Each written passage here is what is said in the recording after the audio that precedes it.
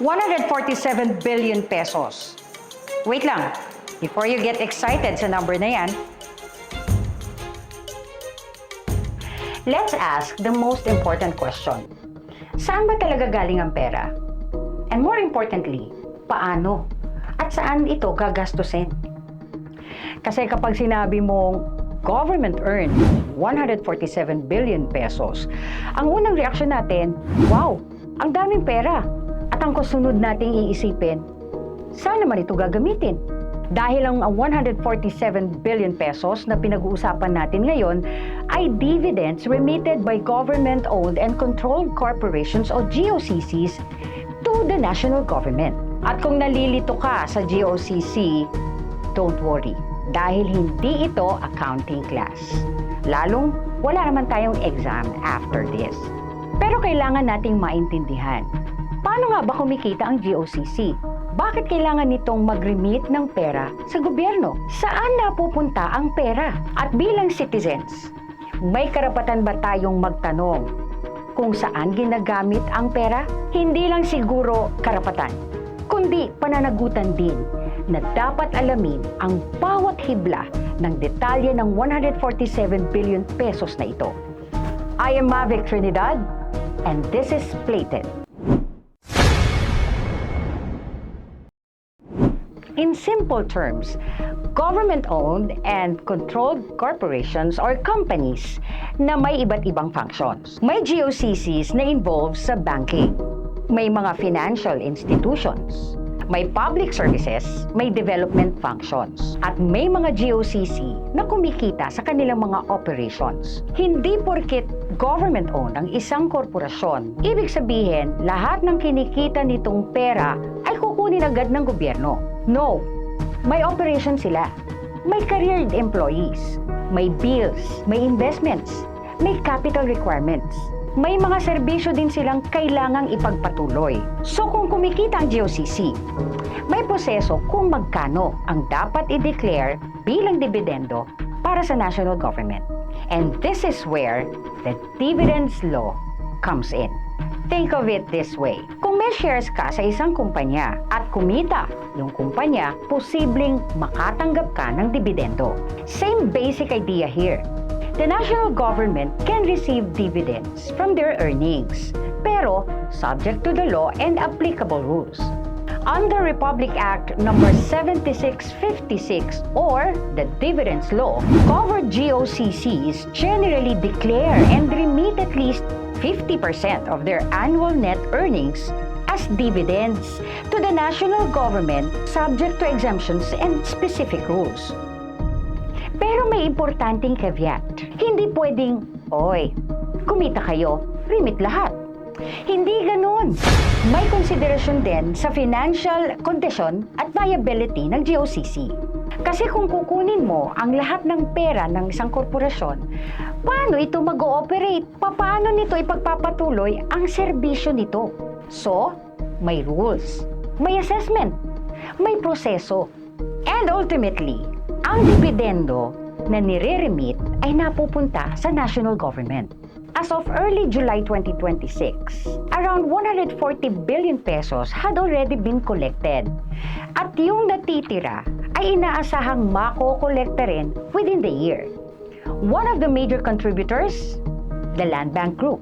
Land Bank and its subsidiaries declared around 32.57 billion pesos in dividends to the national government. So yes, 147 billion pesos is a big deal. Pero, here's where we need to be careful. This doesn't mean na may isang giant vault somewhere na may karatula na nakasulat 147 billion pesos, do not touch. Hindi ganun ang government finances. This amount represents dividends from multiple GOCCs. And now we arrive at the real question. Saan nga ba napupunta ang pera? Simplihan natin.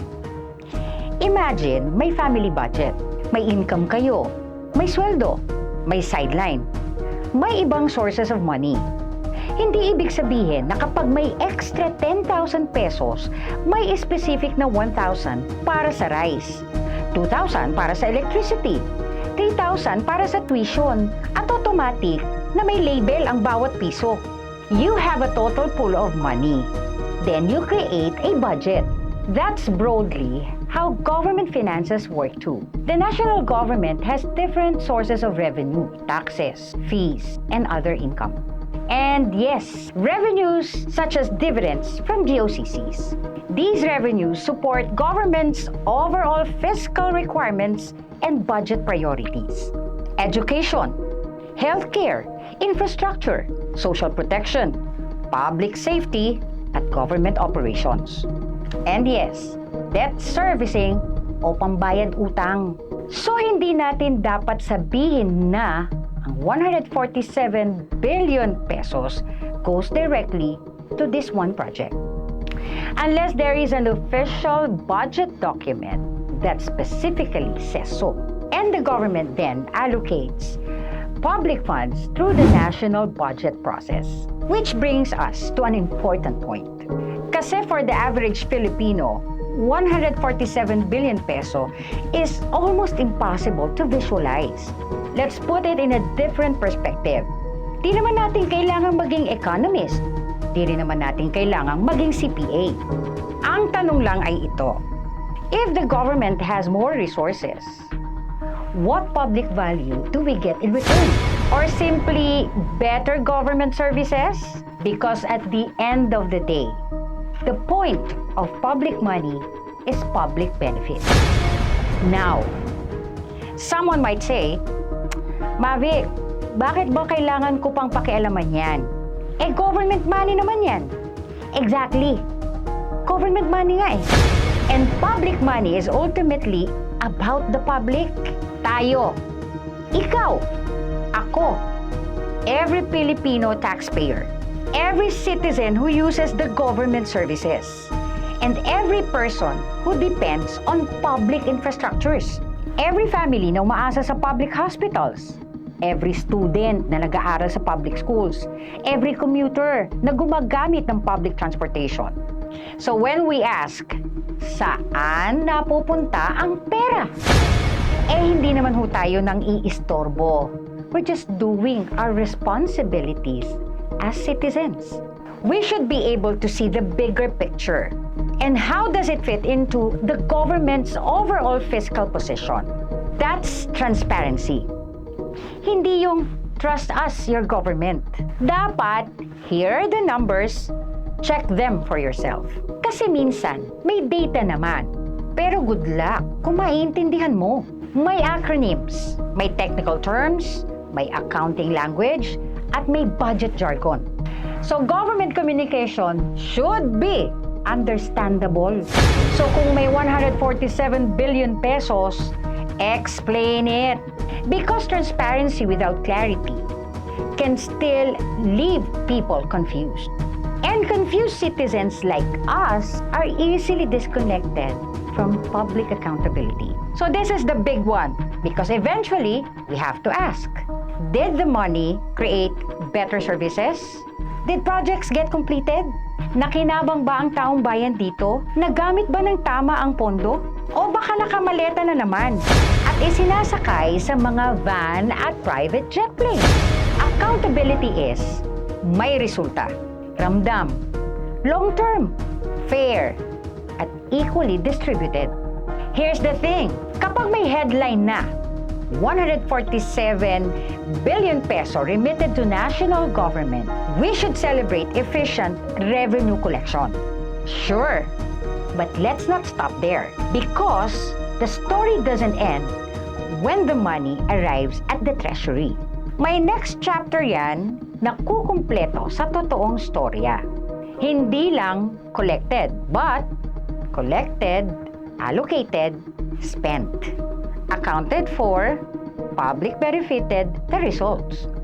Dapat nakatugon sa pressing concerns nila gaya ng mataas na bill ng kuryente, gasolina, taxes, basic commodities, pamasahe, minimum wage, jobs generation, at iba pa. Because at the end of the day, that's what matters. Because the real story isn't just about how much the government collected. The real story is what happens next. Habang wala pang resolusyon, ang trillion peso na flood control at corruption hanggang ngayon, mas dapat tayong magbantay sa bawat sentimo na pumapasok at kinagastos. And we, the citizens, have every reason to ask questions. Simply because public money deserves public accountability. Show us the journey of the numbers. Ako po, si Mavic Trinidad, serving you plated. Hindi lang basta madali ang sagot, but giving you the full picture.